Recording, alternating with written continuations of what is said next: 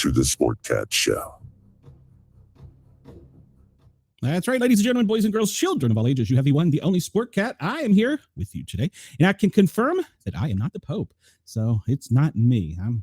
I don't know what to say. So. You are fake news. Well, there is that. Everybody come over, join the chat. Denise is here. Welcome, Denise. As always, it's a pleasure to see you. Hello, Wendell. You too. Chris, always great to see you. Chris, I wanted to message you and tell you I didn't post a lot of those comments last night because I respected you, and you'll know what I'm talking about. And yes, I did hand Miss Ginger off. She is getting a facial, and they're draining the other end, and then she's getting some treats and a bath and a grooming and all that good stuff. So maybe I will post pictures if anybody's interested on the Facebook page.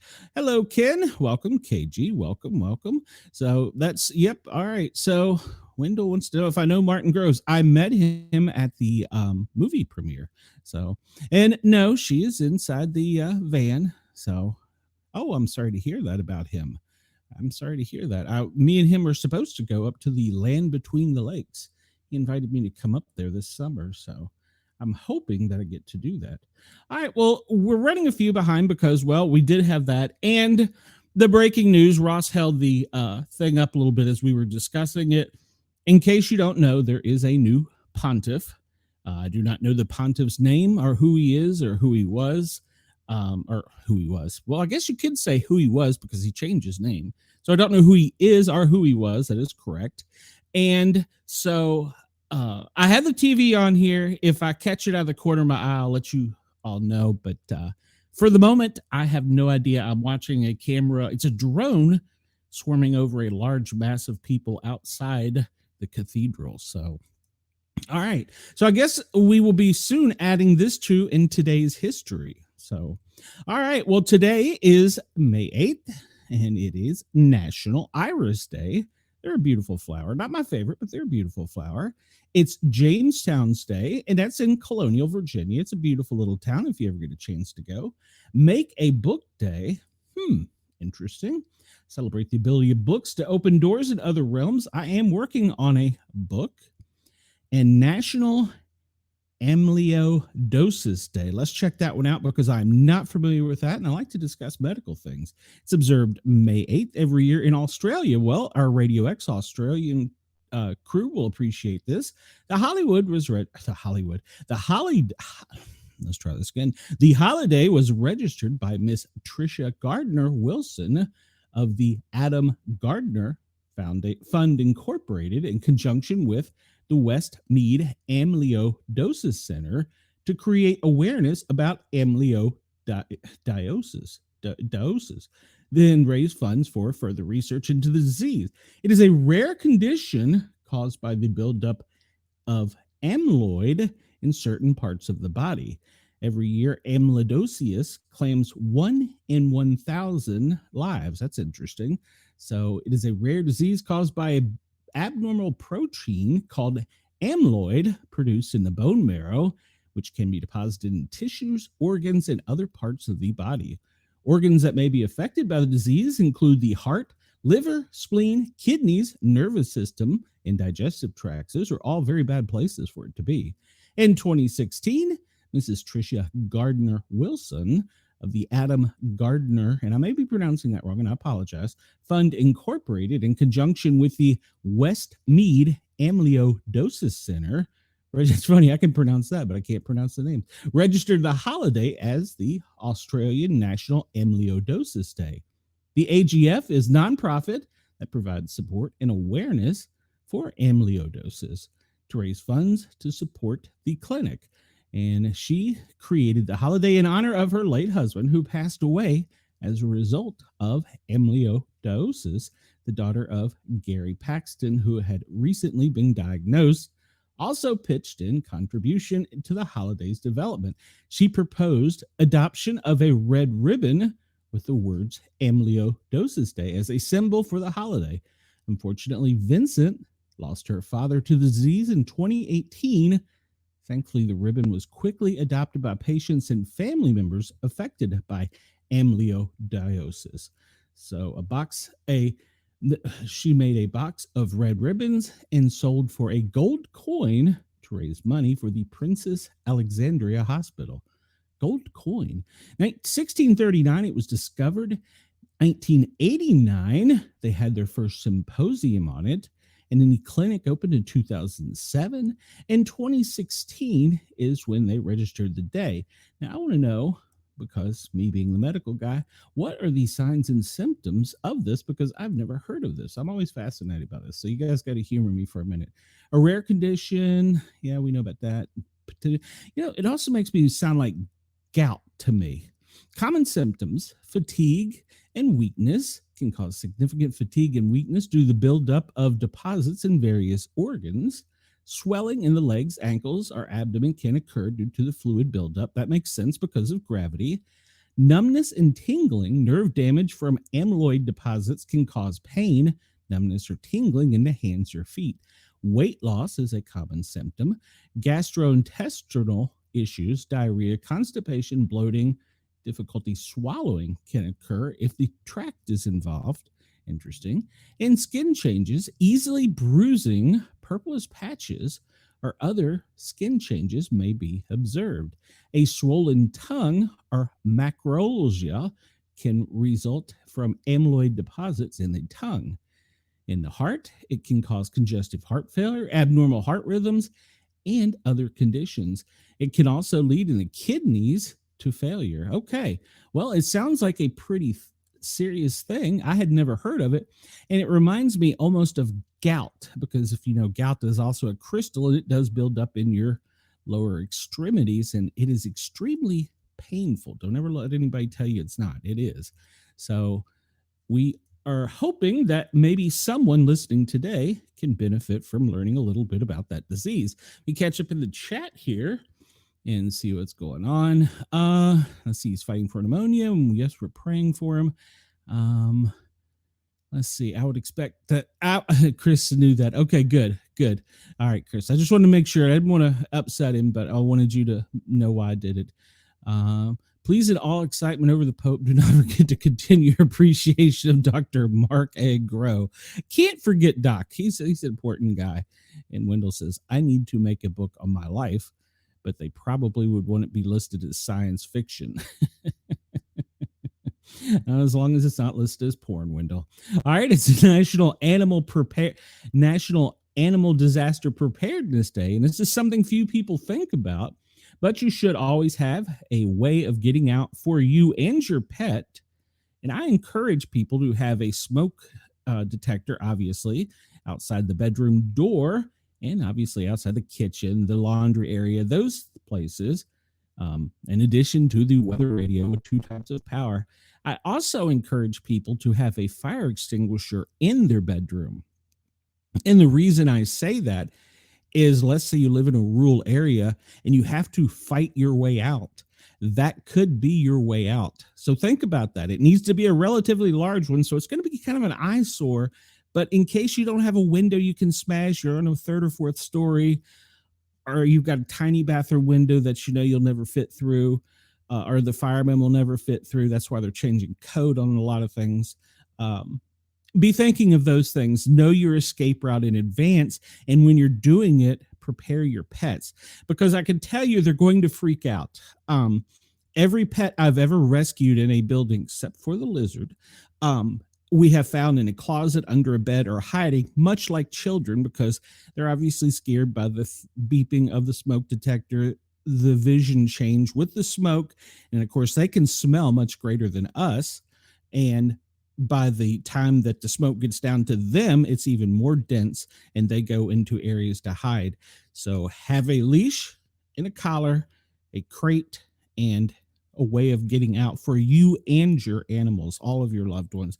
And Denise is saying that she has seen that is Pope Robert Francis.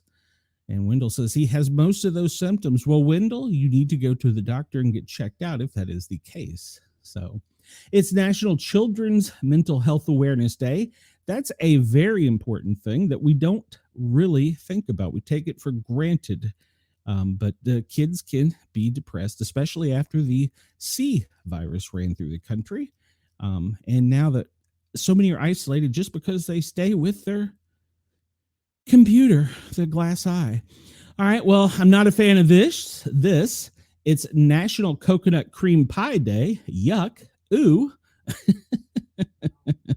National Dakota Day. I heard my mom groan down there when I said that. National Dakota Day. Well, if you know somebody named Dakota, send a message and say, hey, it's your day.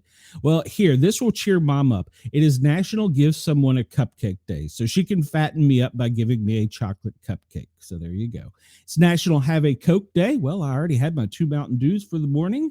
If you know somebody named Maria, it's National Maria Day. It's National Nova Day. It's a unique name that is, well, needs to be celebrated, all right? National Report Government Contractor Fraud Day. Well, I think Doge has got that one handled already. National Student Nurse Day. All right. That's good. We do need to thank them because, believe it or not, it's hard to get through nursing school. No Socks Day. Well, I celebrate that with No Pants Day. Reward Yourself Day. Well, I will eat the cupcake my mom makes for me. How about that? Time of Remembrance and Reconciliation for those who lost their lives during WW2. Yes, we should be thankful. We should be thankful for all of our veterans. It's Truman Day, so they want to celebrate and commemorate President Harry S. Truman's birth and honor him. Okay. Victory Day in Europe. Well, we definitely want to celebrate that when they were victorious in Europe over the Nazis. It's White Lotus Day. Those are like lilies, aren't they? Don't they grow in water? It's World Donkey Day. Well, there's one right down the street, so I will go down there and thank him today. World Ovarian Cancer Day.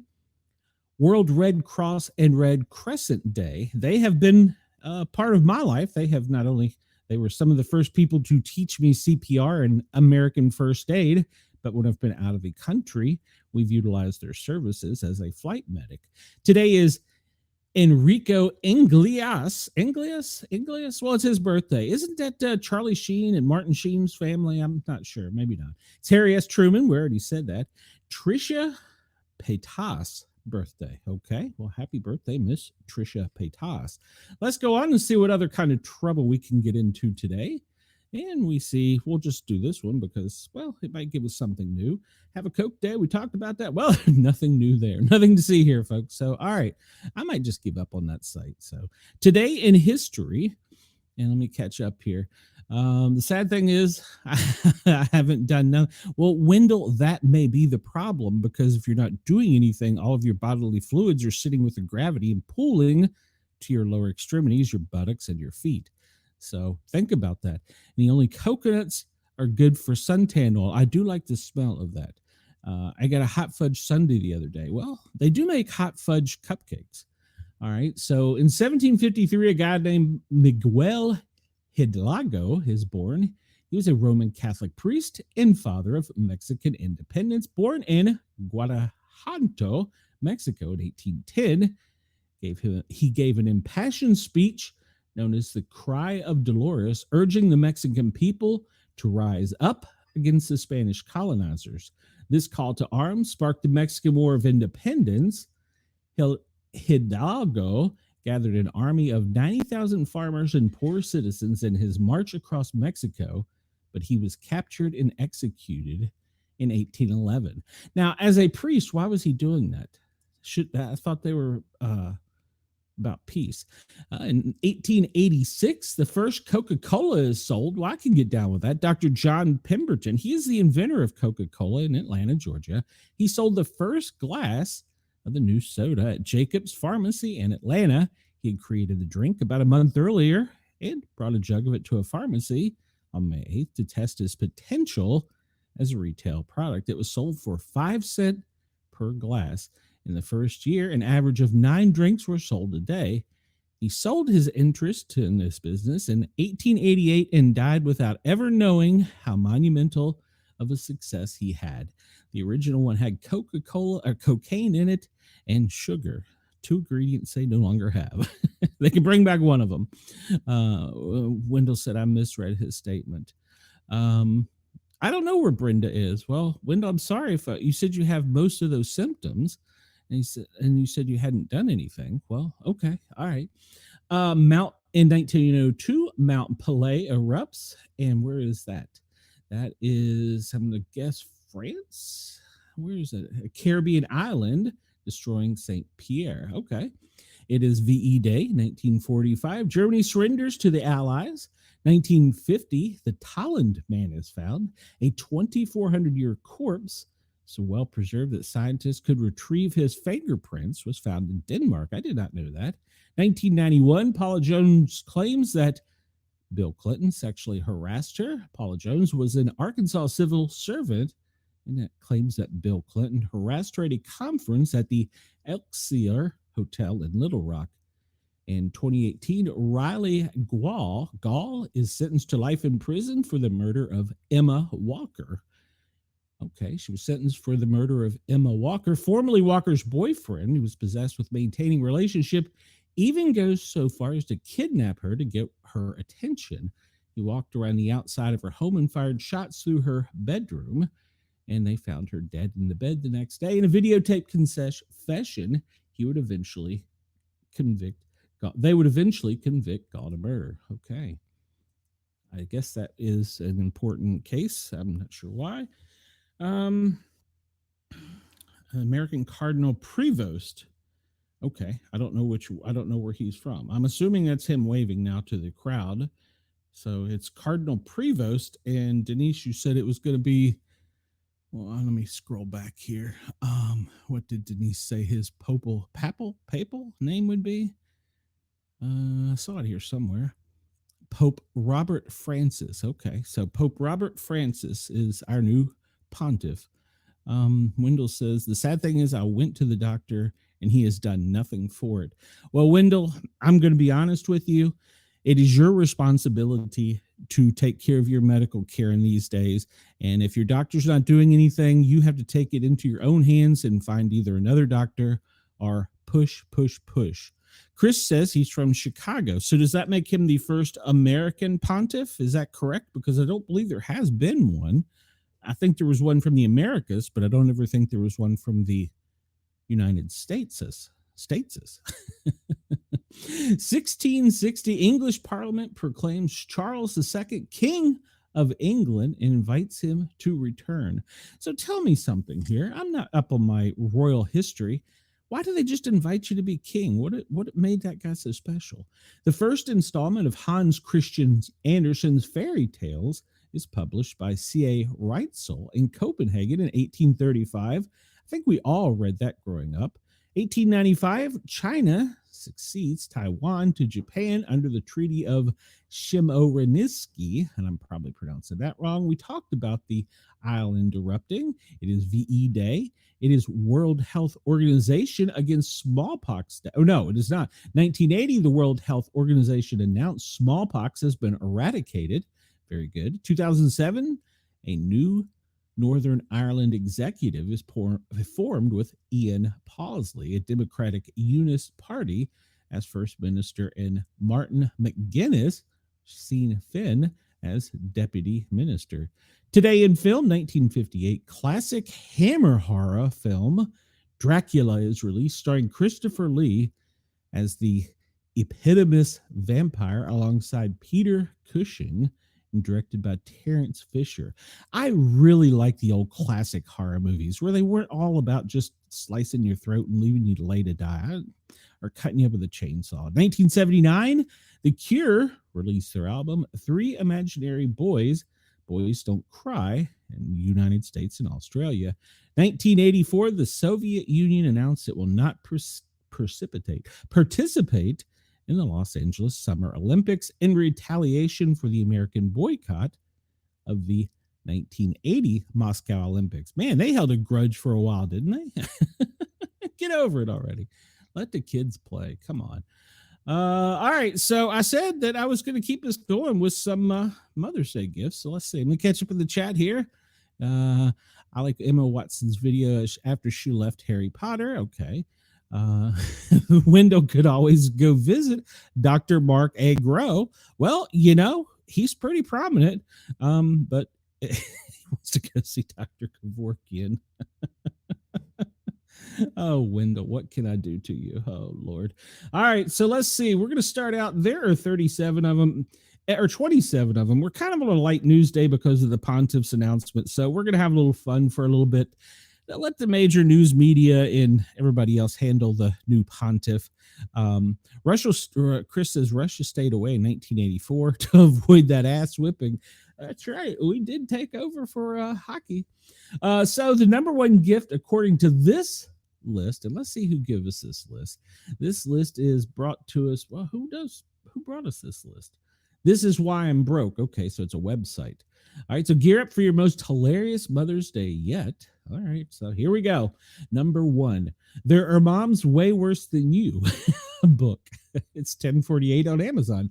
Make your mom feel better about the questionable job she did raising you with a book all about animal and insects that have done a much worse job. At least she's not like the praying mantis or a small spider that eats their young. Yes, that would suck.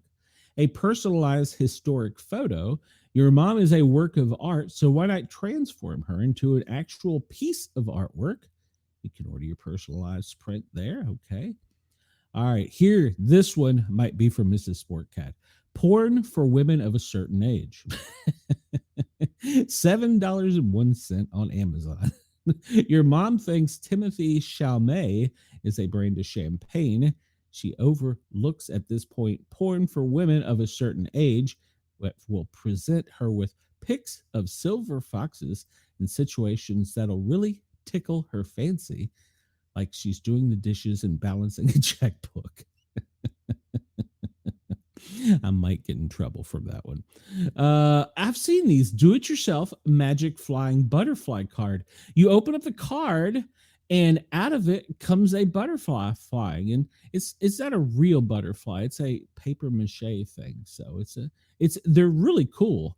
The kids would probably do this to me on Father's Day. The gift of nothing. Mom always says that she doesn't want anything as her favorite child. You who are you not to give her something she doesn't want? This is the gift of nothing. There is absolutely nothing inside the impossible to open container. What more could a mom ask for? Well, this will be forwarded to my children tonight. Wine bottle attachment, wine bottle glass attachment. On Mother's Day, I need to get this for my mom. On Mother's Day, mom is allowed to skip the glass and go straight for the bottle. With this clever glass attachment, she'll retain some class, even though she's going 3 sheets to the wind, drinking the whole shebang. Slips right into the neck of the bottle, and it will not leak. Celebrity prayer camel. Prayer camel. Yeah, get a prayer camel. Oh, Lord.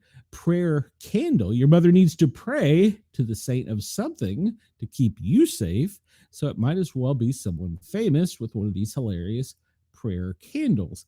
And let's see, I see who do I see? There's Spock. I see Nicolas Cage. That's the guy from Eastbound and Down. And the one hold on here. Where is it? I gotta find it. That's one of my favorites here. Hold on. This guy. No, for your information, I have full-size balls. That guy. That's my guy.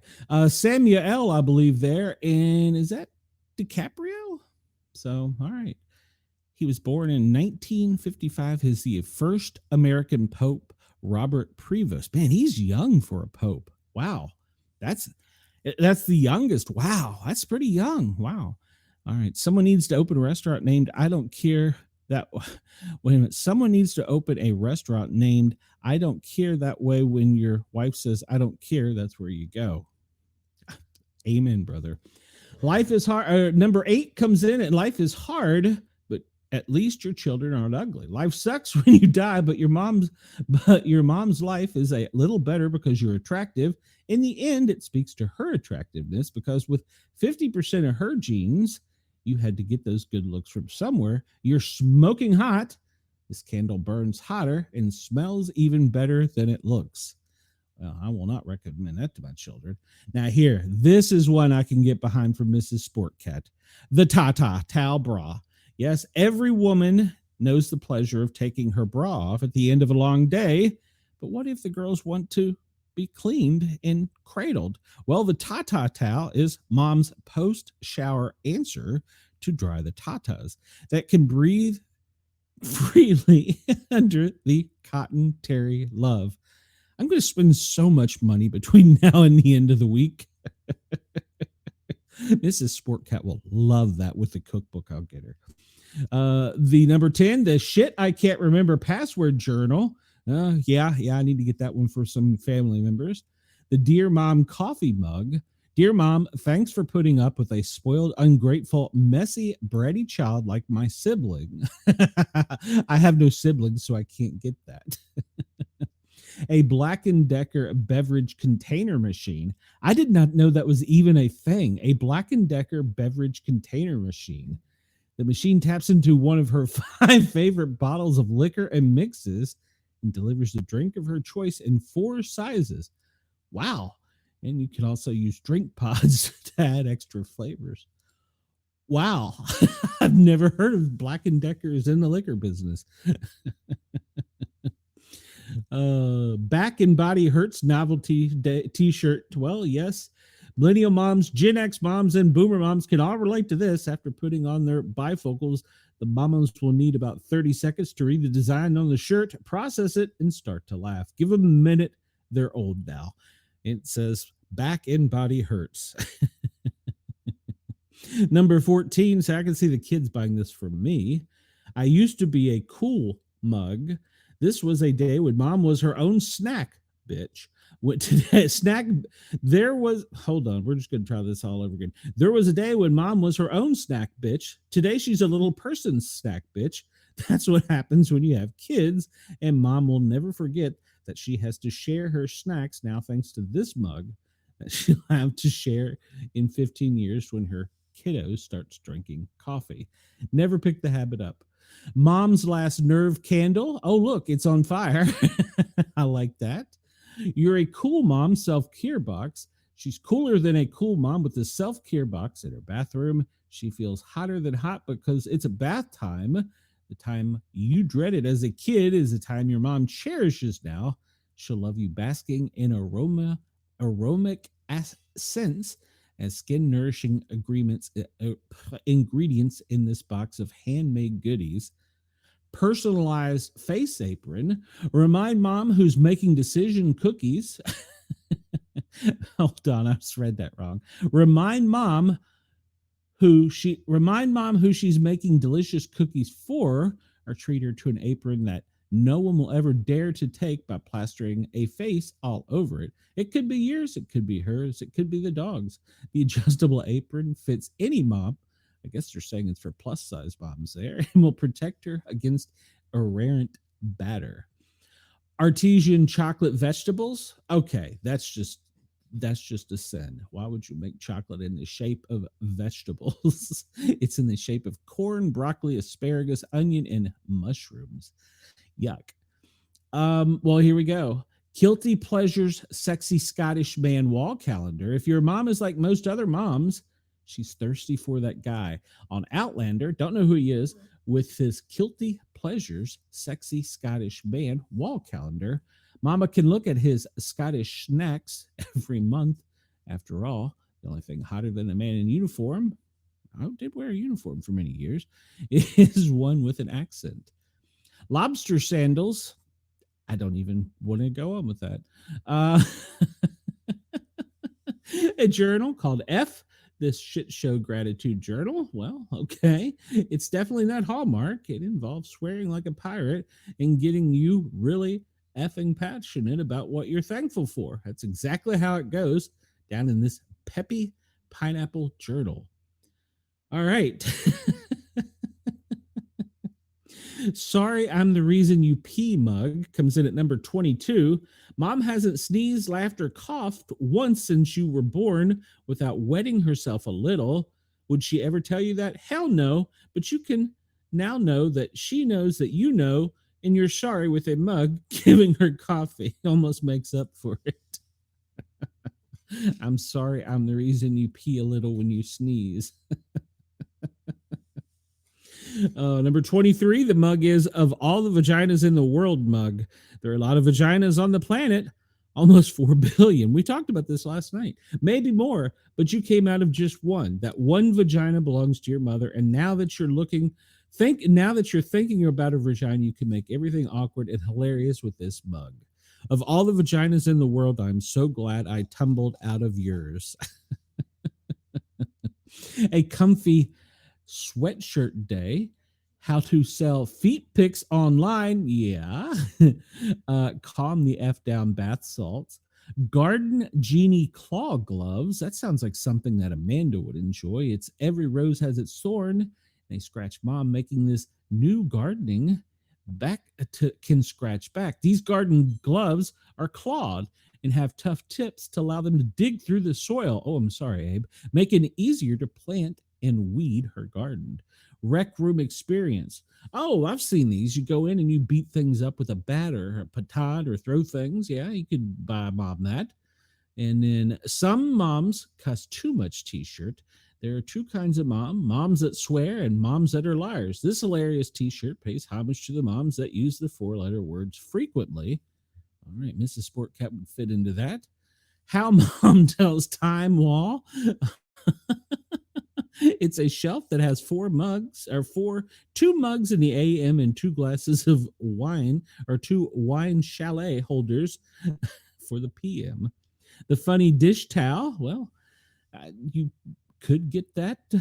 I'll just leave that joke there. Mom Life adult coloring book. We talked about this last night on the show. I did not know there was coloring books for certain things. The F it bucket mom affirmation tokens. Well, when she feels like saying F it, she opens up the little bottle and pulls out her affirmation. Funny peeing cowboy planter. All right, that's a cowboy that is peeing. All right, whenever I'm late anyways. The numbers are all on the left. Personalized my favorite child. Well, it's a mug that you can personalize that has your name on it. Before you drink gummy. Mom loves some wine. Does she have time for a hangover? With before you drink gummies, the hangover will be stopped in its tracks thanks to a patented blend of herbs and vitamins. The little bear will protect Mama Bear from feeling a bear of a headache the next morning. Couldn't everybody benefit from that one? The Golden Girls Mad Libs. All right, everybody. Well, most of us are young and remember the Mad Libs. And Schitt's Creek Mother's Day wine labels. A donut bouquet. There you go. You're my national treasure mug. When you and your mom are discussing the finer points of Nicolas Cage acting career, she's drinking from a mug that reminds her she's in the footstep of legends. The national treasure mug is imprinted with a design that will make mom feel like the gem she is. Bob Ross waffle maker. Now, who doesn't want a Bob Ross waffle maker? Find your inner peace in the sweet embrace of carbs with a Bob Ross waffle maker. It makes 6-inch waffles featuring Bob's head or a 7-inch waffle imprinted with Bob's iconic smile. An inflatable foot spa. That's a good idea. Sippable wine glasses. Now that's a cool idea. It looks kind of like a peace pipe. It's a glass wine chalice with a glass straw that comes out of the bottom that you sip out of, kind of like a peace pipe. Moan and move on mindfulness journal. Well, sometimes you just have to have a good old grumble. Go on, go for it, let it rip and let it out. Moan and move on. It's a little sticky pad. I didn't end up, I thought there was only 27 of these. I didn't end up in jail. A funny candle. Instead of 3 hots in a cot, you're sleeping in a shoebox sized studio apartment. Instead of talking through plexiglass, you send emojis to each other on Facebook. Thanks to her, you're not in jail. And thanks to your mom's house, thanks to you, your mom's house will smell extra nice because she'll light this candle as soon as she gets it. The Cat Butt Adult Coloring Book. A personalized face hoodie blanket. All right. The self-help book called Let S Go. I can just say it. Let Shit Go. Self-help journal. I'm still hot. It just comes in flashes. It's a sign that mom puts on her desk. Good moms let you lick the beaters. Well, that's true. They do. Mom's S-list shirt, a sriracha bottle keychain. Hey, don't joke. That's good stuff. Oh, here you go, Wendell. Here you go, Wendell. Pay attention right here. For Cheyenne, you can get this for her. Dill pickle lip balm. So joke toilet paper gift in a bottle. It's a little tiny glass that says, break this. This is for the gift that this is the best gift I could give you on Mother's Day. It's a little bottle with a little teeny tiny toilet roll in it. They'll not shall not try me. Mom's funny mug. How many we get left here? Good Lord, does this ever stop? I'm gonna have to stop soon because we got things to do. All right, we're just gonna hit the highlights. Mombi keychain, funny wine labels, hot flush novelty soap, Nicolas Cage oven mitt. All right. All right, I think that's it. So let's get out of this. Let's move on. Let's talk about some real stuff. Let me catch up in the chat here because I believe Denise gave me some breaking news. Born in 1955, and his name will be Leo.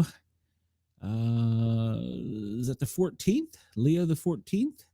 And he's talking in Italian. I'm surprised I can understand him. Interesting. Do you know what a hammer drill crossed with a prostitute is called? As Wendell. Put the south end on the northbound of the donkey on that apron.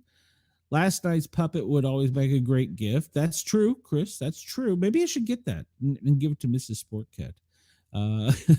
Wendell says his favorite child is someone else's. Oh, come on, Wendell. But so you are saying you didn't reproduce. Good news there. Let's see. And then for some reason the chat is repeating itself. Yeah, the chat's repeating itself from there for some reason, and I don't know why, but okay, we're still live, so that's all that matters. Let me get to the end of this because, good Lord, it went all the way back to the beginning. Please, in all my excitement of the new pump, do not forget to continue their appreciate Dark Aim Wall. Yeah. We do have the new pontiff, so yes. I don't know why it did that. All right, so welcome, Soul. Welcome. A bomb frost. Yeah, I agree. All right, so we'll start off with a letter to Dear Prudence. And it starts out with, help, our guest bathroom just exploded, and my husband is on a mission to punish the culprit. I can't believe he's even suggesting this.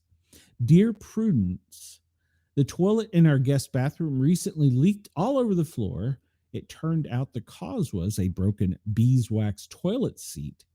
2 days before the leak occurred, my husband and I had one of my friends, they're going to call her Rhonda, over for dinner, and she used the bathroom while she was here. Rhonda weighs in at over 300 pounds, and my husband is not only insisting that she was responsible for the cracked toilet seal, he also wants her to reimburse us for what it costs to have a plumber come out and fix it. There is no proof that the seal gave out because of Rhonda's use of the toilet. I'm horrified my husband would suggest such a thing, and we have been fighting over it since, logically, if she had broken it, the toilet would have leaked immediately. How can I get him to come to his senses? Signed, a weighty issue. All right, well, this is yes, I saw that, Soul. This is a serious topic here that someone needs to address. That's not a plumber, but Prudence weighs in. I wonder what number your husband has in his head when it comes to how heavy someone would have to be blamed and charged for drinking a toilet. 300, 350, 200, 175.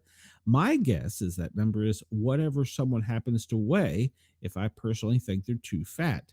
I also wonder if Rhonda had been a 300-pound, 7-foot-tall bodybuilding man and the toilet seat had broken after his visit, would your husband be suggesting that you send a bill for the repair?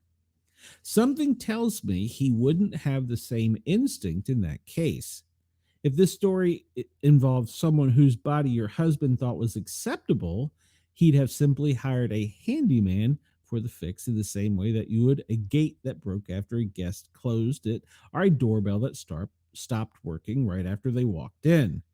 What I'm getting at is that he is using the incident to try and punish Rhonda for being fat. It's totally insensitive to her feeling, but it's more than that. It's a way to deliberately hurt her, and that's really mean and awful. All right. Well, I'll let the chat weigh in on that.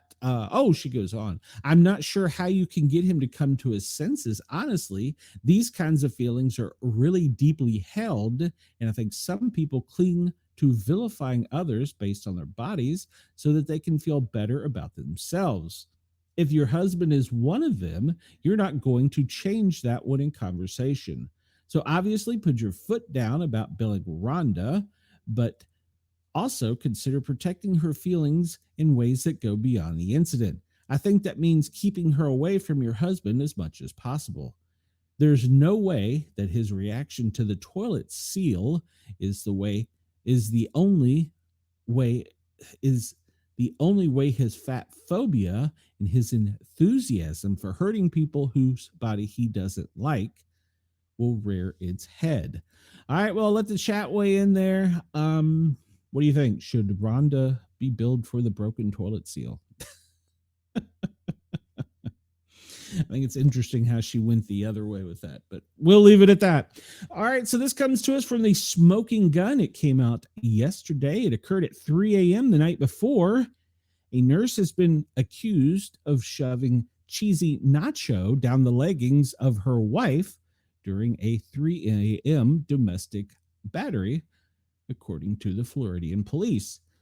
Investigators say that the 40-year-old victim was making nachos with nacho cheese in the kitchen when her spouse, Alyssa Swan, she's age 39, pictured below, told her she shouldn't be eating this late and made a comment about her weight. Here we go. Another fat thing. Wonder she broke the toilet. During the argument that ensued, Swan, who had been playing video games in the living room, walked over to her spouse, grabbed a handful of the cheesy nachos, and shoved them down the back of the victim's leggings. Okay, why was she wearing leggings? When the victim, who is also a registered nurse, subsequently sought to change her clothes, Swan allegedly dragged her to the floor and shoved her fingers into either side of her mouth and hooked them like a fish, then continued to batter her by grabbing her head and slamming it into the floor multiple times. Okay. During the confrontation, the victim told police Swan made several comments that she was the one in charge and that her wife was not behaving. A friend of the victim called 911 to report the hearings that he heard on an open phone line of Swan striking her spouse. When police responded to the couple's Port St. Lucie, it's always Florida, residence Saturday morning, Swan denied that a physical altercation occurred. She claimed her wife had been in a drunken rage and had thrown a plate of nachos and rolled around and covered herself in nacho cheese. That seems legitimate. However, an examination of the victim's leggings revealed what appeared to be nacho cheese on the interior backside, consistent with the story. A substance resembling nacho cheese was found smeared on a wall. The victim also had a knot on her forehead and a scratch on her right arm. And while Swan claimed her spouse had thrown the nachos, cops found the ceramic plate they were prepared on completely intact. I wonder if they ate any of them to make sure they were good. Pictured above, Swan was arrested for domestic battery, a misdemeanor. She was freed from the county jail Sunday morning after posting $250 bond. As a condition of her release, she was ordered to have no contact with the victim, and she must stay away from the woman's car, place of employment, and home. Since Swan resides with the victim, she may return to the residence accompanied by police to retrieve her belongings. All right. It says 2 pages, but I don't see a continue. All right, so there you go. Two nurses get into a tussle over nachos because one nurse thinks the other nurse was too chunky. What I'm assuming leggings is like sweat leggings is what I don't think they're like hose. I don't know though. What do I know? I don't understand women's clothing. All right, so we'll stay with the fat theme. Pop Tarts is expanding. Now, who does not love Pop Tarts? It's the perfect food that will never expire. Pop Tart is now expanding into the freezer aisle with ice cream sandwiches and pints. Let's check out the flavors. All right, if you ever wanted to combine your breakfast and dessert, now is your chance. Kellanova, the parent company of the popular brands such as Pringles, Rice Krispie Treats, Cheez-Its, and Pop Tarts, announced May 8th, that is today, that Pop Tarts would be expanding to the freezer aisle with a lineup of sandwich, ice creams, and pints. According to a news release from the company, Pop Tarts Pints blends indulgent ice cream with flavor swirls and pastry style pieces, while the sandwiches feature creamy ice cream flavored between two flavor-filled pastry style ends. The ice cream sandwiches will be available in 3 flavors: frosted brown sugar cinnamon, frosted strawberry, okay, now we're getting somewhere, frosted chocolate fudge. There we go. That's it. That's going to have to be on the Sportcat grocery shopping list. The pints, meanwhile, will be available in the frosted brown sugar cinnamon, frosted strawberry, and frosted s'mores flavors. So we will start seeing them in freezers soon, and that's what they will look like. Although there's no specific date given on the release, Walmart, of course it's Walmart, will be the initial release of the ice cream pints later this summer, and then they will roll out the other things. Oh, and they're also going to have Eggo Rice Krispie Treats ice cream sandwiches. Eggo, Lego my Eggo. What flavor was it? Eggo. Let's see. That's coming out next month, or it's already coming out. And it's a brand built on delicious flavors and playful spirit. The frozen debut captures the energy perfect. All right. What flavor is Eggo? Lego my Eggo. It's a pancake, right? All right, so there's pancake flavor. I don't think I'd like a pancake flavored ice cream sandwich or ice cream, but I definitely could get behind a chocolate fudge Pop-Tart ice cream sandwich, because you know that stuff is going to not only make you fat, it's going to harden your arteries right up. Yes. I'm all in on that one. All right, we'll go to this story. We're running out of time already because of the Mother's Day gifts. A Virginia man has been arrested for murder after an 18-year-old Michael Bosworth Jr. was shot dead after he and friends performed a ding-dong ditch prank for a TikTok video. A popular childhood prank has cost a Virginia teen his life. Michael Bosworth, a senior at Massaponax High School, was shot dead May 3rd while doing ding-dong ditch pranks. His friend, who was grazed by a bullet, told authorities, according to NBC4 Washington. A third, who was not injured during the incident, confirmed to the officials that they had, in fact, filmed the video of the prank. The Fredericksburg Free Star Lance newspaper cites an affidavit for a search warrant filed in Spotsylvania court. Also reports that a wounded juvenile told police that the shooting followed a ding-dong ditch, and a detective wrote that the boy told him that he and his friends had pulled it a couple times prior to the shooting in a bid to post it on TikTok. The boys also told police that he was not familiar with the neighborhood, and when the shooting occurs, the teens were running away and looking for a place to hide, the newspaper said. On May 3rd, 2025, at approximately 3 a.m., the Spotsylvania Sheriff's Department received a call for a residential burglary in progress, where a resident had fired shots. Authorities confirmed in a press release. Deputies responded to the area of McKenzie Lane and discovered that 2 individuals had sustained gunshot wounds and a third was unharmed. Bosworth was treated at a local hospital where he succumbed to his injuries, while his friend was treated for minor injuries and released. Fredericksburg homeowner Tyler Chase Butler was arrested May 6 in connection with the death. He is charged with second-degree murder and felony assault with firearm use in the commission of a felony first offense, according to the Spotsylvania court records obtained by E. Butler, who is being held in jail without bond, told investigators before his arrest that the teens were trying to break into his home, NBC Washington reported. The shooting took place hours before the high school prom and less than 2 weeks before graduation. On May 6th, several of Bosworth's friends released helium balloons on the school's football field to honor him and his memory. All right, so apparently he was a freshman on the football team. All right, well, TikTok has done it again. I'll just leave it at that. Let's see. No, go away, you kick person. I don't know who you are. Let me go back through the chat here. Yes. Okay. I asked her, Chris says, I asked her if those leggings were mine, and she said, no, that's just nacho pants. Oh, Chris, you're funny. You're funny. All right. So this one comes to us. A woman missing for 60 years has been found alive. A Wisconsin woman who disappeared more than 60 years ago has been found alive by authorities. Audrey Backenberg left her Reedsburg home in July of 1962 when she was 20 years old, a press release from the Sauk County Sheriff's Office said. During a review of cold cases earlier this year, a detective reassessed the initial evidence and re-interviewed several witnesses. Sheriff Chip Meister said in the release. Why it matters? Well, law enforcement departments across the country have been reviewing cold case with the aid of new DNA technology.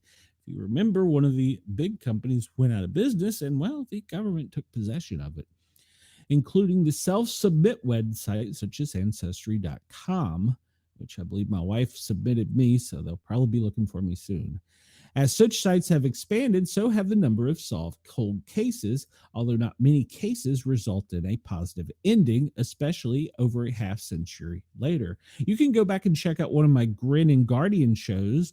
We had a retired colonel, I believe he was, from the Fairfax County Police Department, and he was the one that was spearheading this actual thing and the technology, as well as the investigative process for handling these cold cases. He's now based out of Denver, Colorado.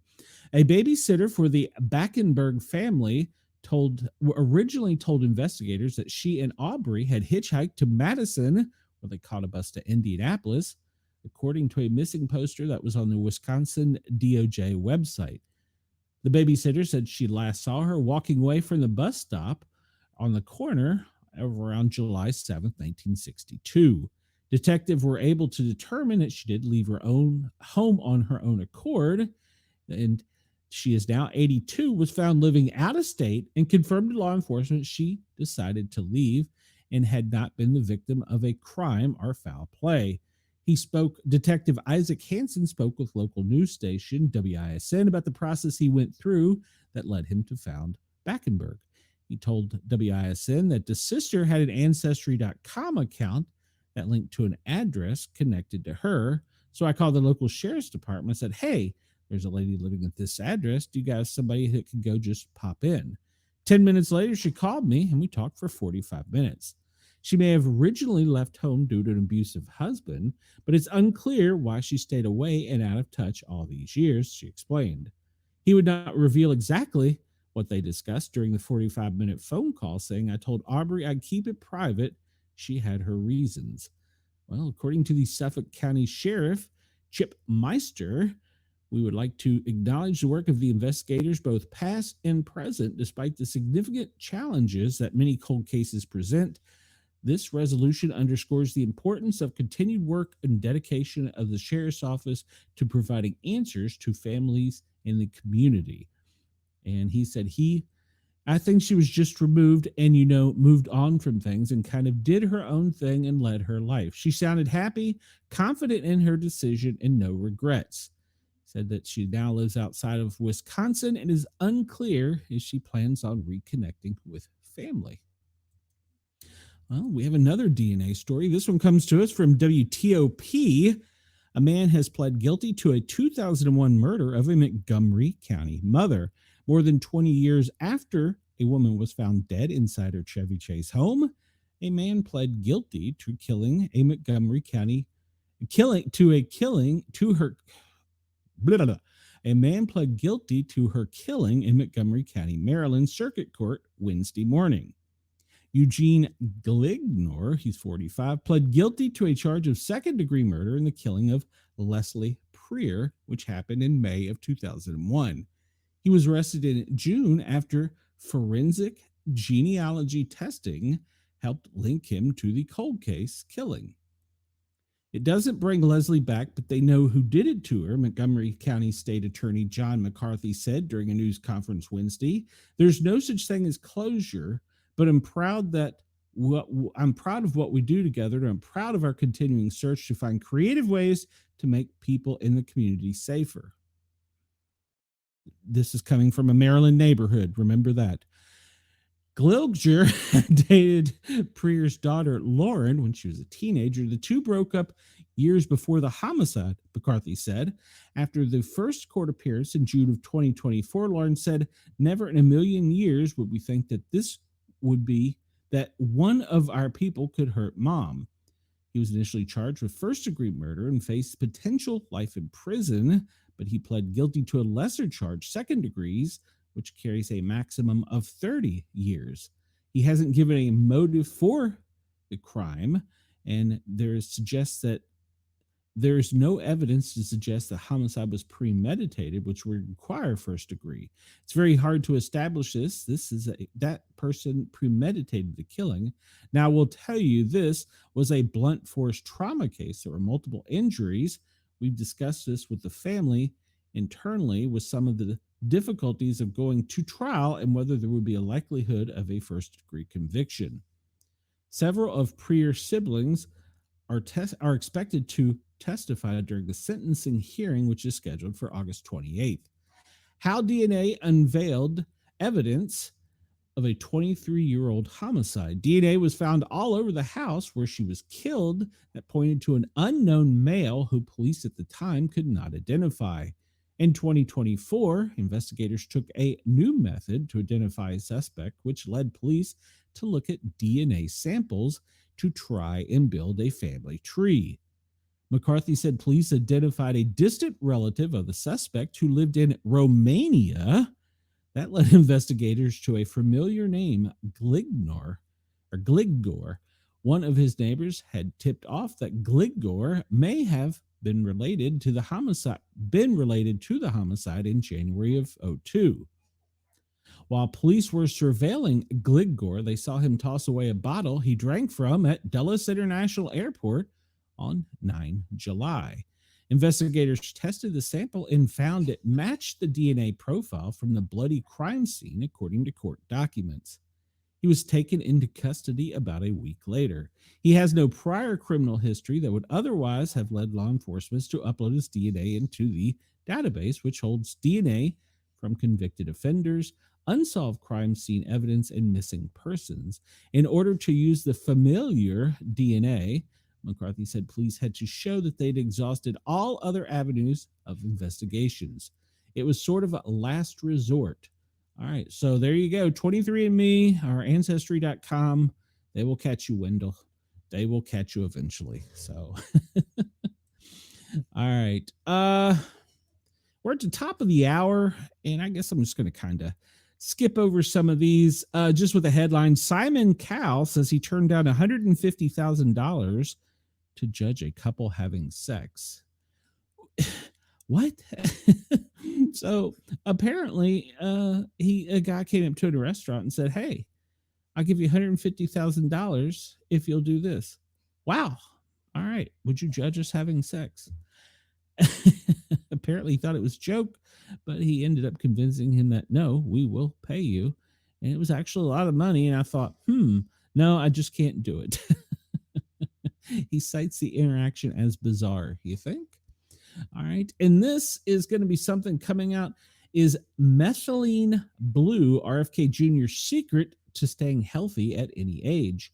And I haven't done any homework on this, but apparently Health and Human Services Secretary Robert F. Kennedy is using methylene blue And that is what a lot of celebrities are using. And it touts that it can boost energy, metabolism, em- enhance cognitive function, and combat aging. All right. Though evidence remains limited. So it was first used in 1980s as a textile dye. A visionary physician, Paul Ehrlich, discovered methylene's blue antimicrobial properties against malaria, making it the first synthetic drug in modern medicine. Today, this century-old compound is FDA approved for methylglobnia, a condition in which the blood cannot carry oxygen, but has garnered renewed interest for its off-label applications, enhancing mitochondrial, that's the energy inside your cells, function, and combating neurodegenerative diseases, and as an adjunct to the treating of long COVID. All right. And apparently, Donald Trump has taken over for the First Lady duties, and he's redesigning the Rose Garden, and he's greeting tours, and Melania is MIA. And then this headline, I'll just let you go find on your own. This comes to us from the Daily Wire.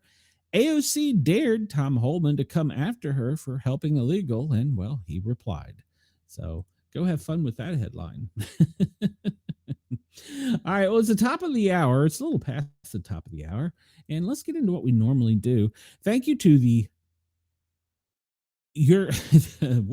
thank you to Yerg's Radio, radio.com, Radio Rainbow Radio, and soon Right Talk Radio. I don't think it's in service yet.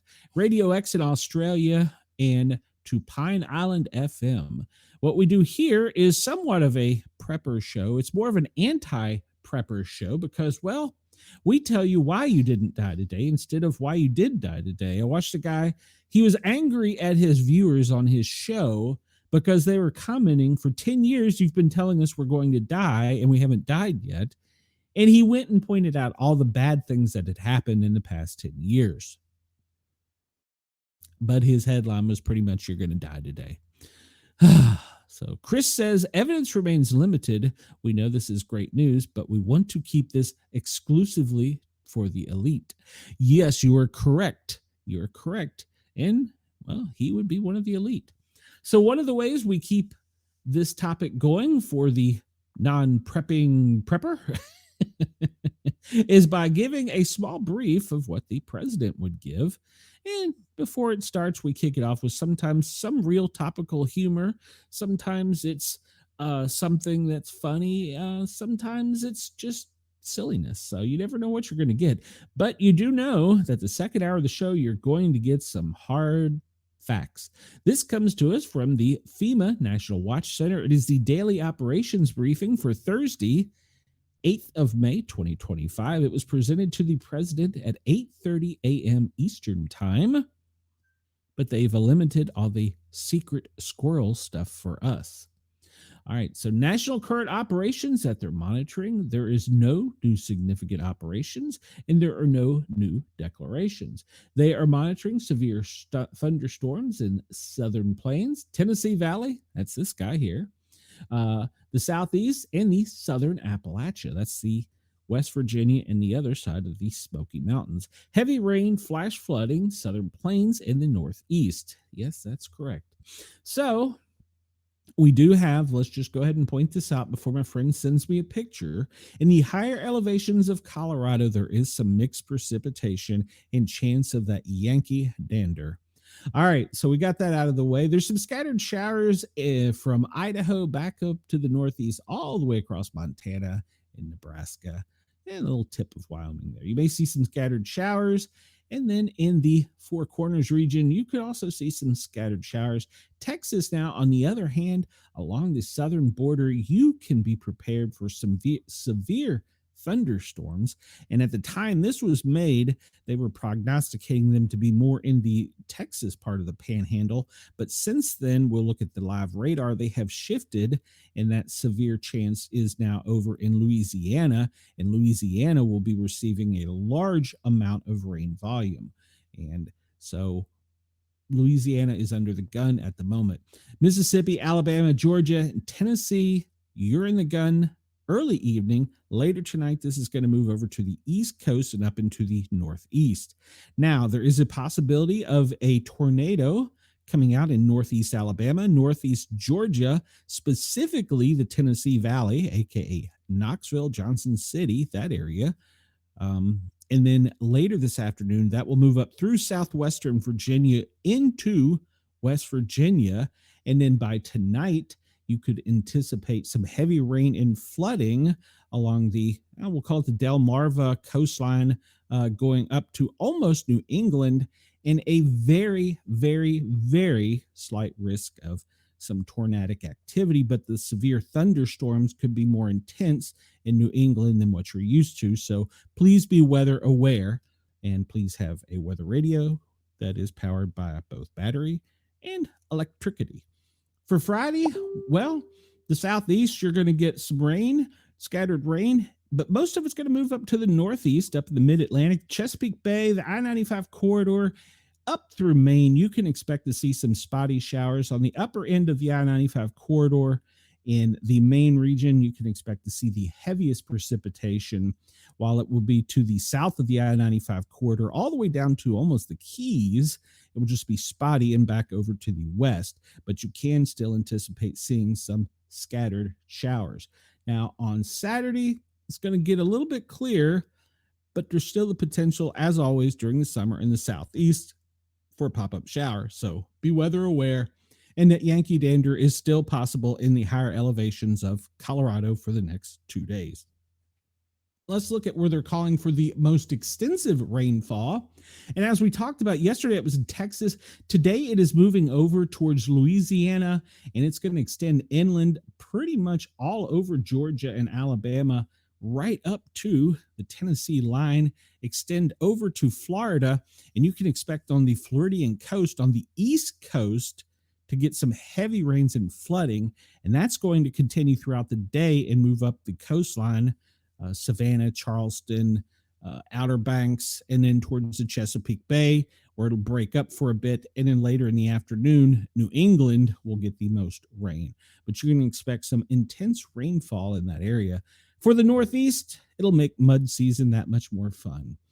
All right, so Thursday and Friday, it's pretty much as we discussed. Saturday, looks like most of the country is dry, except for maybe a pop-up shower in the south. The hazard outlook for the next few days, they're calling it to be mainly the hazardous heat, which is going to be back in the southwest, Southern California, and then the flooding along the Mississippi corridor coming down through Louisiana, with heavy rainfall along the Atlantic seaboard. Space weather, there is really nothing to report, no impacts. And the wildlife fire we talked about yesterday is now 27% contained. That's Brunswick, North Carolina. If we look at their operations picture, we see that they're still worrying about the severe weather in the southeastern region here. Specifically, the Tennessee Valley is where they're calling for the worst stuff this afternoon. So I just keep looking over my shoulder and waiting to see it happen. And then, of course, the heavy rains down along the Gulf of America and in the east coast of Florida. Those are going to be the regions today. All right, let's see where our commander-in-chief is. I believe he's going to be leaving for out of the country soon, isn't he? All right, so 8:45 a.m., press had to show up early. At 10 a.m., he was to make a trade announcement. I did not see what that was before we went live. And at noon, the president and the first lady participate in a celebration of military mothers, and only pre-credentialed media are allowed. But for the trade talks, it's open to the White House press pool. I'll check with my friend Penguin6 and see what his video of the day is. Make sure to check him out and tell him that I sent you, because, well, he's a great guy. All right, so let's go over to the DEF CON. And I did look again, and I don't know what color our M&M is. We're at Bravo level, or Alpha level for HepCon, Bravo for ForceCon. But UK is listed as probable, and in the Australian area, they're listed as like substantial. I may have that backwards, but basically everybody's on high alert. May 8th, the China Coast Guard expulsion of a Japanese vessel has escalated tensions. The islands are administered by Japan as the Senkaku Islands, but claimed by China as the Diun, creating a persistent territorial dispute. North Korea, well, he's firing short-range missiles into the Sea of Japan. South Korea Joint Chiefs of Staff. North Korea fires unidentified ballistic missiles into the East Sea. India-Pakistan operations continue. They're continuing to sling missiles and shots back and forth at each other. And then, of course, the initial missile attack began back on the early morning hours for us of the 6th. And, of course, Israel did bomb the airport in Yemen. So, as we can see, everybody's on edge right now. If we could just remain calm, we're going to get through this. So, areas of global risk are Israel, Pakistan, Mali, I did not know that, Nigeria, Syria, Afghanistan, Somalia, Myanmar, Iraq, Niger, Ukraine, and Israel. And in the United States, they're on a heightened elevated watch in New York, Washington, D.C., other major metropolitan areas such as L.A., and specific major events in public gatherings. So always be aware of your surroundings. All right, that is our DEFCON level. We'll go to the National Weather Service daily briefing, and they've updated theirs a little bit.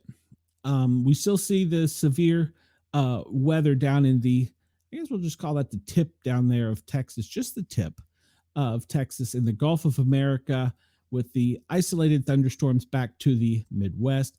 Tennessee is really going to be where they're expecting later this afternoon the nasty bad stuff to be, and along the east coast of Florida, but now they're calling it up through the Georgia coastline. The spotty rain showers are pretty much going to be the 95 corridor, pretty much from Maine to New England, back over to, well, really the Midwest and Kansas. Spotty showers. And then later today, Washington, D.C., you can anticipate some heavy rains, flash flooding, and serious thunderstorms. Do not rule out the possibility of tornadic activity.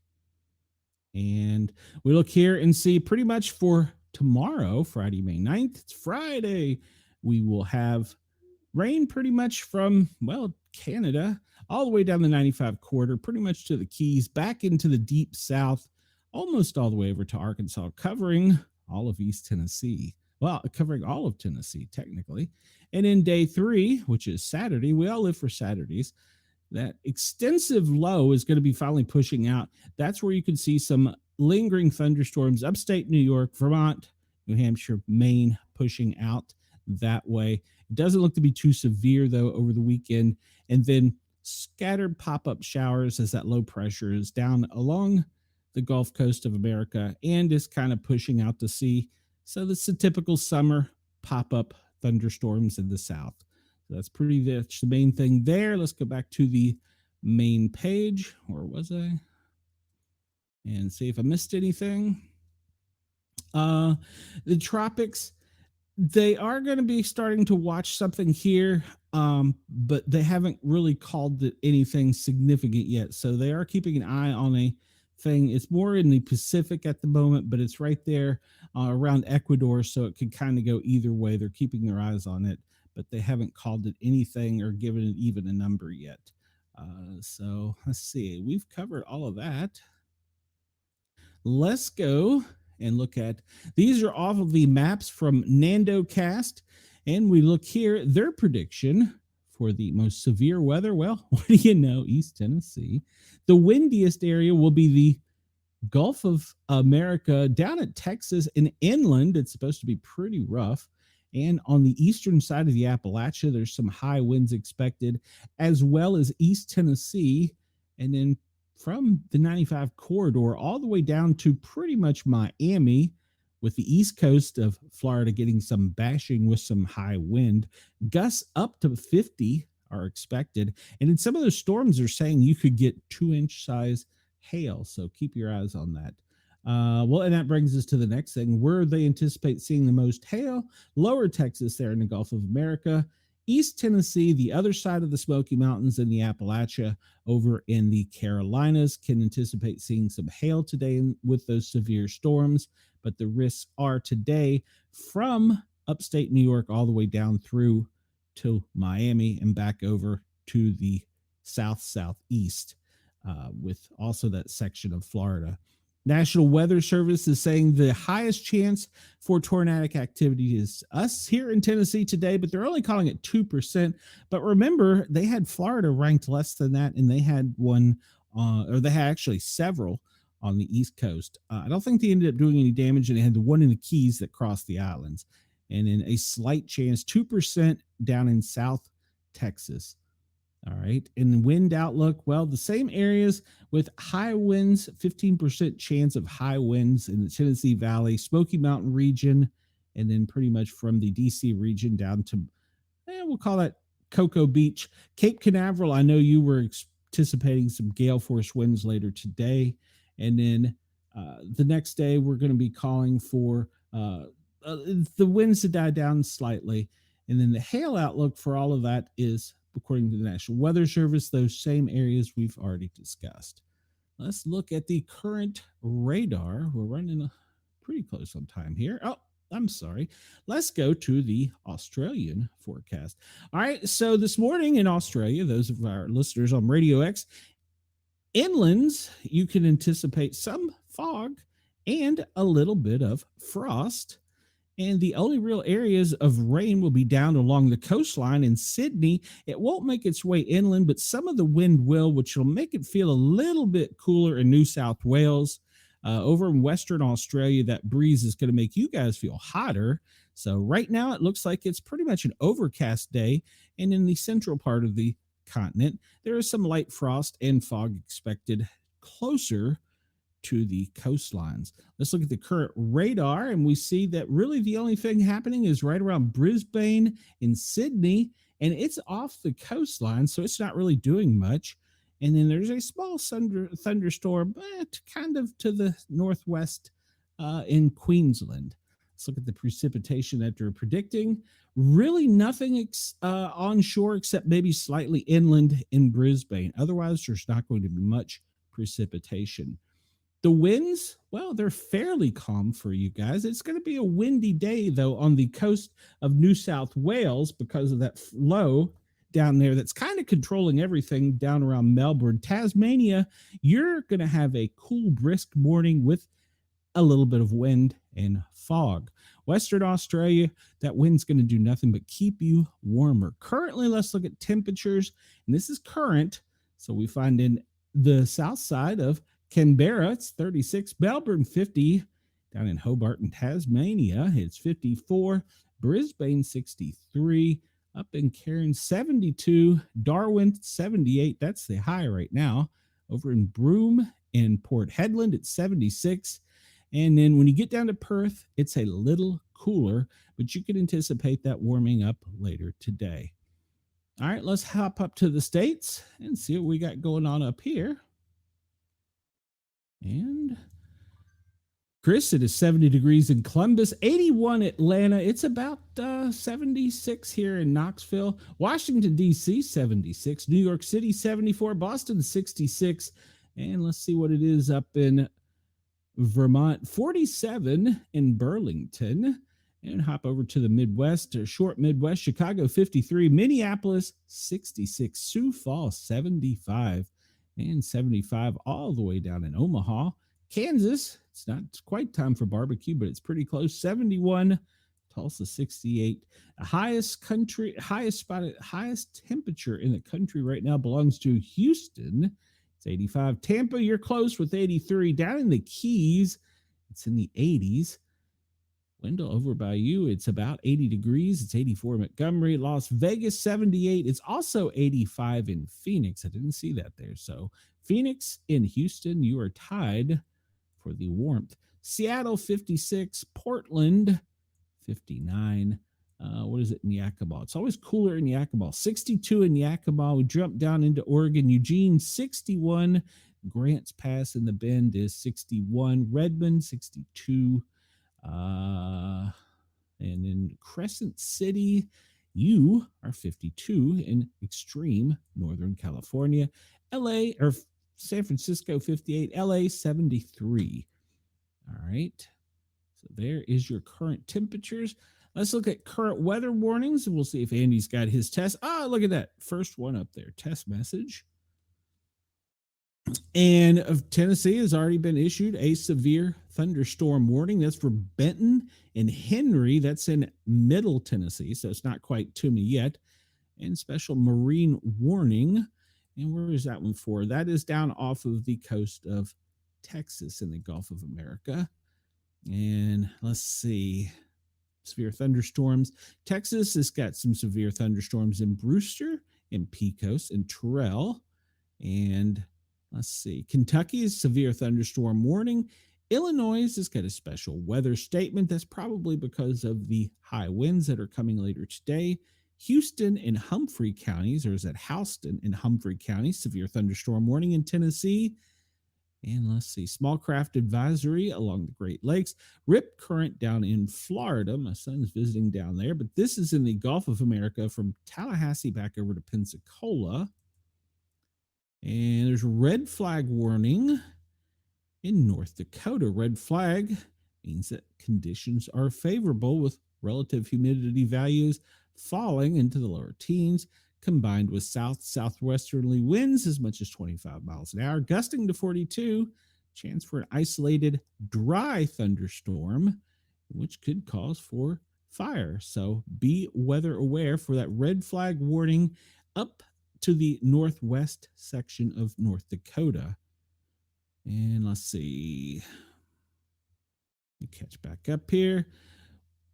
Frost advisory in parts of Wisconsin and Texas, all kinds of special weather statements. That's due to the winds coming inland and the storms moving to the northeast.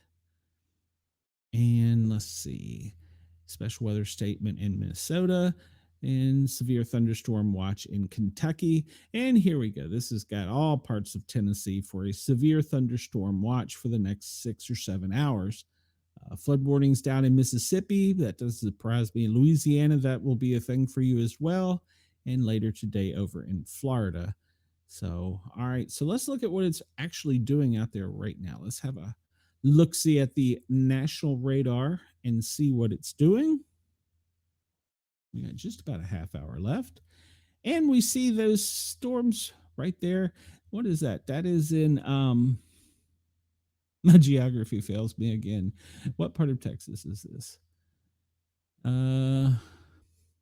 So the southwest section of Texas is having a severe thunderstorm at the moment. Good Lord. And most of this is moving offshore, but that's also creating that back effect with the winds coming in. So keep an eye on that. Currently, it's not raining in Louisiana, so count your blessings as it's trying to move offshore. So that's a good thing. We see that in the Gulf of America is where those storms are, but they're going to cross to the north of Tampa and affect the Palm Coast over here, Jacksonville, Palm Coast, down along the Space Coast, all the way down to Palm Bay. And they're going to get hammered today. And then up the Georgia coastline, you can anticipate being hammered with those thunderstorms as they catch this energy and combine with this that is currently off the coast of the Outer Banks, Oak Islands to the north, all the way up to the state line there in the Carolinas. And we move up to East Tennessee, and we see that we are currently under a severe thunderstorm watch. And there are some severe thunderstorms. Central Tennessee, down around Chattanooga, those are moving to the east, northeast slowly. Up here in Fort Wayne in Indiana, they've already got some specific thunderstorms, nothing too heavy at the moment. We'll look at Evansville. That one looks kind of severe. We'll look at the electrical activity here in a minute. Up in the northeast, let's see what we have. Pennsylvania, Allentown to the northeast. Scranton, it's to the south of you. I'm sorry, to the east of you. And then up here in New Hampshire, going into Maine, a small cell. Let's take a look at the electrical activity and see what it's doing. Ooh, it's lit up. My goodness, is it lit up. All right, so let's go down here to Texas where we started out earlier. Midland, south of Midland, is where that cell is located. It's got some power to it. But look here off the coast. Goodness gracious. Look at all that energy. If you are on an oil rig out in this area right now, seek shelter. You do not want to be on an oil rig during an electrical storm. Nope, nope, nope.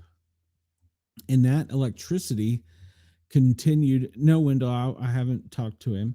That electrical activity continues pretty much all along the coastline of the Gulf of America, up along Texas, Baton Rouge, Louisiana, Pensacola, back over all the way down past Tallahassee. And that's going to push to the northeast, cross over Florida, central Florida, and that's where it's going to light up the east coast of Florida. And we see already here on the coast of Georgia and Carolinas. You see Hilton Heads get lit up. Down here, we can see just to the north of Brunswick. And then, of course, the Outer Banks is getting it as well. So hang tight there. And let's look up here into the northeast. That storms are currently northwest of us at this time. They're moving in a northeasterly manner, which means they're going to swoop down. They're going to get locked in this little valley here. What happens is this section of East Tennessee is all a valley, this area you see in gray here. So the storms will be on both sides of this, and it will dump right in the center of the valley with some heavy rain and thunderstorm with intense electrical activity anticipated. Up to the northeast, it doesn't look to be anything. Maybe north of Harrisburg, there's a small cell, and maybe a small cell over, I guess that would be Delaware. Is that right? Yeah, I guess it would be Delaware. But it's a real tiny one. Let's take a look and see where the power is currently having the most problems. We see California right now is having the highest power outages. There are 13,604 people without power. Texas, 3,986. Louisiana, 3,574. Pennsylvania, you're about caught up from that storm. 2,248. Minnesota, 2,119. Let's see if we can see in California. It looks like Inyo County is where most of the power outages are. They're only claiming 192 there, but what did they say for California is 13,966? That seems like must be here. Oh, there's 2,000 there. All right, so it's throughout the state, spotty. We didn't see anything over in California. Wonder if it's just due to the amount of people. All right, let's move on. And Wendell, I messaged him. He has yet to either read the message or look at the videos, one or the other. I don't know. All right, so the air quality, let me refresh this a little bit because I didn't see any red flag warnings or any news of red flag warnings today. So that was good news, especially where they'd had them over in the Midwest. In the West, it looks now pretty much your smog on the California coastline is the big story on the West Coast. Down on the Texas coastline inland, is where they're most concerned with moderate air quality. And then today, all of Georgia, all of the Carolinas, and then here in the Tennessee Valley is a moderate air quality day. Spotty up along Louisville, Cincinnati, Columbus, Pittsburgh, Indianapolis. That'll be Nashville there. And back to the Midwest, Kansas City in a portion of the Dakotas. Let's look at my favorite lying map. This comes to us from the Weather Channel. It is the allergy map. The tree pollen map. Oh, they're saying we're code green today. I've actually been outside today. It wasn't too bad. Most of the code red is across parts of Ohio, Illinois, Indiana. I guess that would be going into the Midwest all the way to Kansas City, as far down as maybe Oklahoma. And in the Midwest, it's kind of spotty code red days out there, but it's code orange for most of the West and Midwest. The red is pretty much the center streak, about the top third of the country. Let's look at the weed pollen. Nothing substantial as of yet. Yes, I know that. And the grass pollen, well, it's getting summertime, and so the grass is getting greener and greener. So that's just popping up. Just picture it from going from the deep south, from Texas to the Keys, going upwards and inching slowly. It's all the way through the south, southeast, Midwest. It's creeping into the northeast, Cincinnati, Ohio, up into the northeast up there. So it's coming for you up there as it warms up. The aches and pains map for today, according to the Weather Channel, well, due to the thunderstorms here in the south, it's kind of high, and then it's elevated back up here to the, what you call that, the Midwest, I guess, the northern Midwest, up into the Montanas and Dakotas. Up in that area is where they're calling for the most aches and pains of the day. Let's see if there's no other maps to show there on the Weather Channel. You can go check them out over on the Weather Channel. And we'll look at the wind map for the U.S. And I'll use this one first before we get into a lot of the pollens. And we see this really hasn't changed much over the past 2 days. And that's because that low has just sat there and hasn't really moved. It stalled out. So it's kind of just hanging tight where it is. It's kind of a pain in the tuchus. Look at the smoke map, and it really hasn't changed much from yesterday. The smoke is coming down from the wildfires in Canada up into the Dakotas, and then the fires are extending from Mexico up into the, I guess we just say up into Texas and Louisiana region. Nothing that severe. Then let's look at the overall picture here of everything. This is for those of you that are watching or listening. This is the AI generated pollen smoke pollutant map that comes to us from IQ Air. It takes and shows us where the wind streams are, how they're blowing, and what's being blown with them. And it shows us in various color intensities as to what they are. We're no longer getting any of the dust or smoke off of the African continent. That has got a break at the moment. But we see that a lot of the smoke from pretty much Panama north to Mexico is being caught up in the Gulf of America and pushed up pretty much, the eastern half of the country. It's splitting at the Rocky Mountains. But then up there, they have that little turbulence where it's coming down from Canada from their wildfires. So most of the harsh stuff is, once again, on the top side of the equator.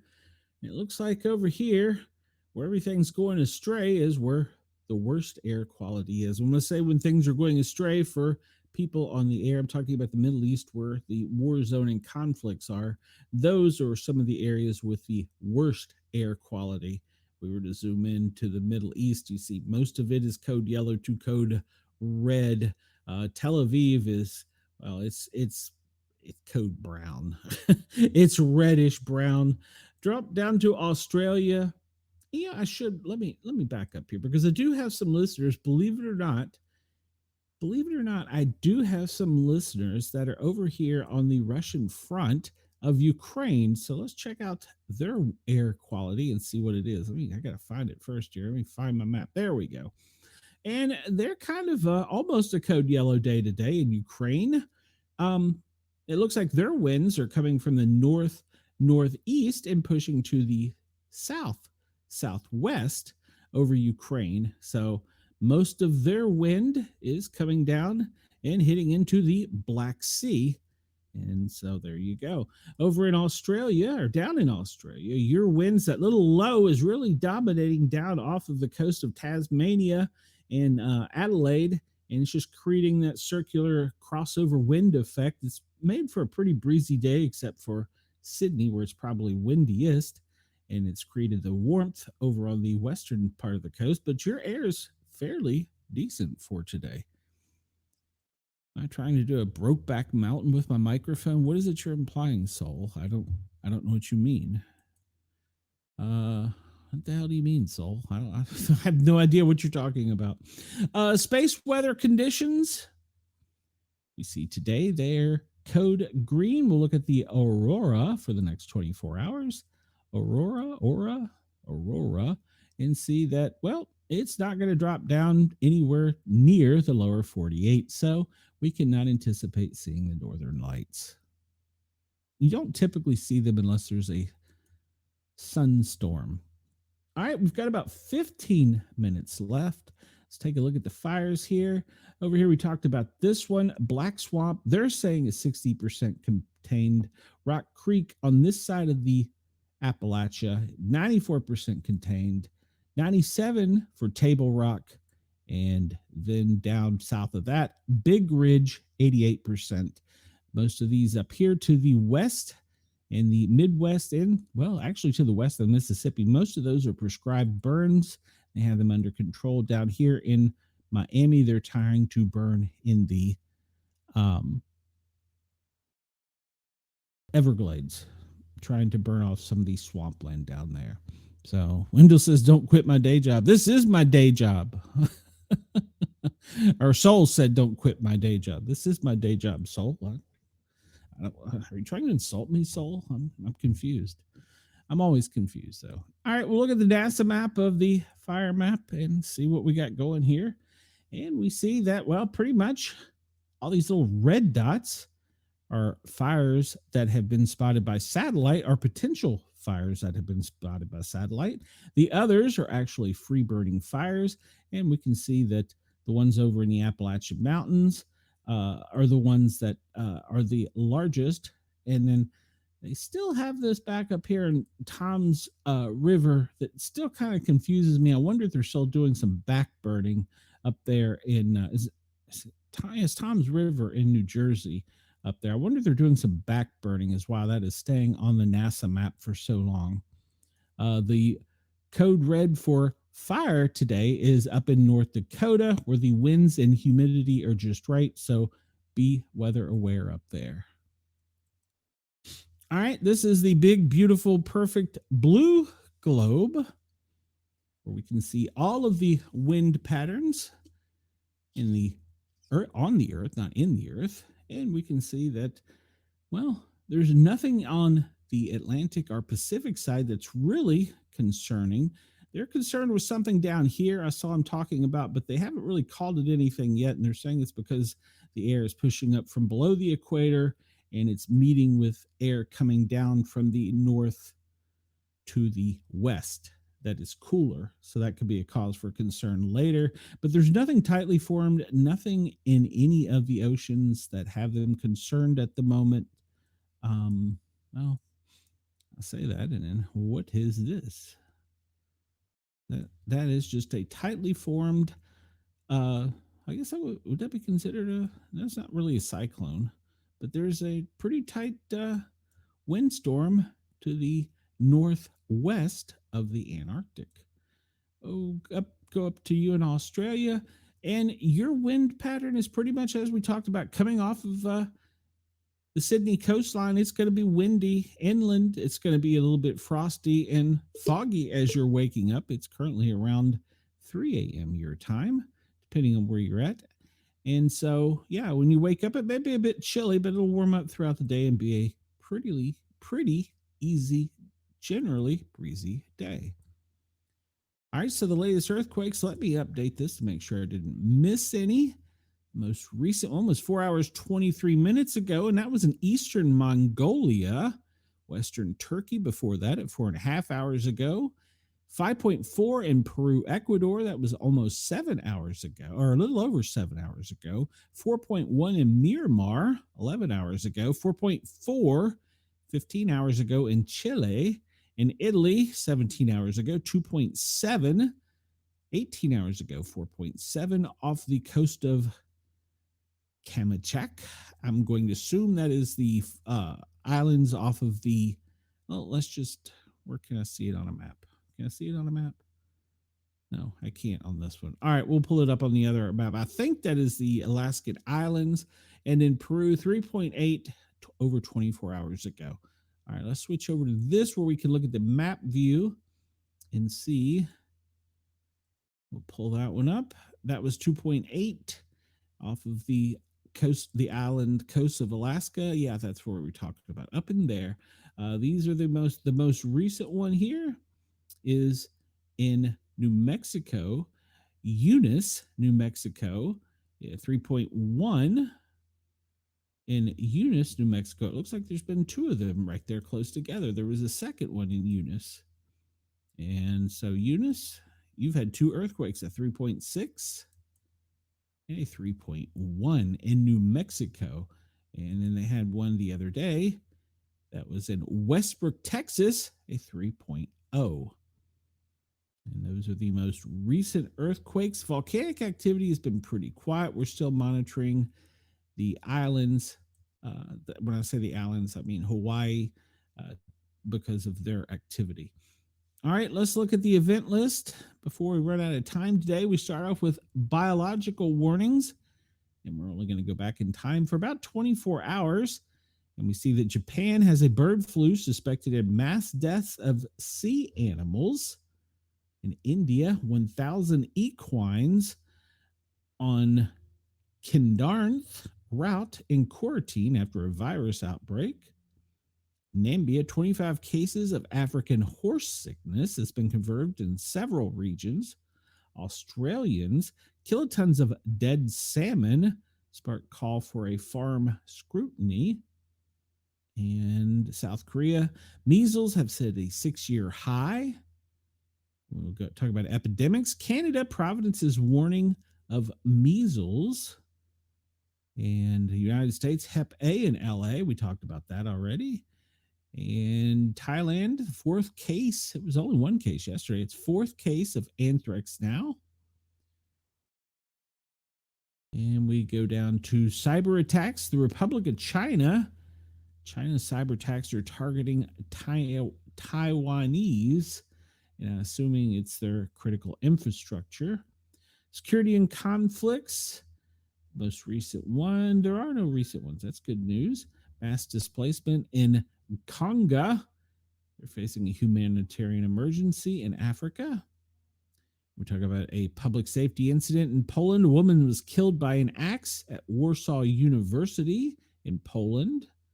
In Japan, 5 employees reportedly injured by intruders at Tokyo primary school. 1 student dead, 2 injured at a stabbing near a Southern California high school. 9 injured in a shooting in Oklahoma City. And in terrorism, Niger, 10 soldiers were killed by terrorists in Africa. And in war, we know bad things are going on in Ukraine and Israel and over in Pakistan and Afghanistan. And we see there was an explosion in Pakistan. 3 explosions rocked Lahore. Emergency response team has finally reached the site. It's in Pakistan and Asia. And then series of explosions near the port in Cyprus. And Australia, 2 more children die after a suspicious house fire, and bringing the death toll to 3. And actually, I believe I read the headlines that the mother coated the children and the interior of the house in gas and then lit it on fire. I believe that's the story. So it was an intentional act by the parent. Such a shame. Needs to be dealt with in a fierce and quick response. Large fire at a nightclub forces it to shut down for upcoming weeks in the UK. In the Canary Wharf fire, dozens evacuated as a blaze ripped through a East London flat. And a property agricultural fire in Witham Friary, UK. And let's see. Outdoor fires we've talked about. We've talked about earthquakes and volcanoes. We are still monitoring all of those. And then let's see. Floods we've talked about. And power grid, Mexico blackouts are affecting neighborhoods in the center and north of the city. In Mexico City, in South Africa, more than 100 vultures have died in a mass poisoning in a national park. North Korea fires a ballistic missile into the sea. In Nigeria, 5 siblings die of food poisoning. Mother's in critical condition. Malaysia, dead pigeons in Padang, Idaf for no new infectious disease deaths reported. And a traffic accident. Well, let's see. Let me rephrase that. 6 dead as a helicopter carrying Shar Dham pilgrims crashes in India. In Finland, a Finnish fighter jet has crashed into the Laplands. In public road incidents, Japan, 2 dead after a boat capsizes in western Japan. And in India, 5 school children killed in an accident. And Czech highway flooded with beer cans after a crash in the Czech Republics. South Africa, 18 injured in Atterbury Road collision. Cambodia, bus transporting Cambodian garment workers crashes, leaving 1 dead, 41 injured. Indonesia, 11 killed, 5 injured after a truck collided with a bus. And water incidents, nothing to report there. Drought, we've talked about. Dust storms, well, Iran is having a very large dust storm affecting 13 million residents, and so is Saudi Arabia. They're having some severe dust storms. It's that time of year. And other weather events, and let's see, nothing significant to report. All right, let's jump over here. We'll look at, this is the brightly colored map that shows us pretty much the same things we just talked about. And we can see that, let's see, the active hazards are the rainfall. Let's come over here to the U.S. and see most active is to the rainfall and landslides in the Appalachia. In New York, there's a landslide in New York. All right, that's probably due to the heavy rains. And then frost in Ontario. Wildfires back up in North Dakota. And then we talked about the earthquake down there. Let's go down to Australia and see. And it's pretty much the rain that we're talking about. And then frost in some of the higher elevations down into the southern area of Australia.